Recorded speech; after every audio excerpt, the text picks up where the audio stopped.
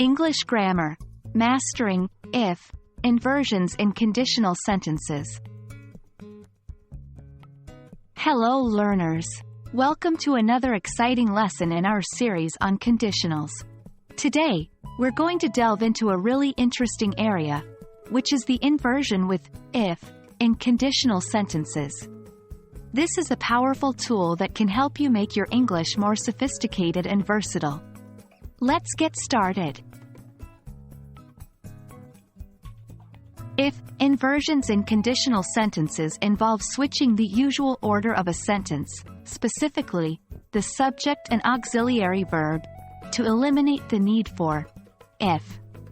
This kind of inversion makes your sentence sound more formal, more literary, and a bit more sophisticated. Instead of saying, "If I had known, I would have acted differently," we could say, "Had I known, I would have acted differently." The meaning is the same, but the style is different. Both real and unreal conditionals can use inversion with if. In real conditionals, where the condition is likely or possible, we typically use inversions in formal situations.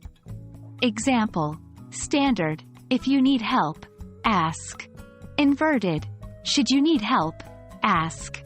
For unreal conditionals, which express situations that are impossible, unlikely, or hypothetical, we use the past simple, past perfect, and were, plus infinitive forms for inversion. Examples: standard, if I were you, I'd study more. Inverted, were I you, I'd study more. Standard, if he had known, he wouldn't have done it. Inverted, had he known, he wouldn't have done it. Here's how you can use if inversion in type 1, 2, and 3 conditionals. Type 1, real, possible. Use should plus subject plus verb. Example: should it rain, we will stay indoors.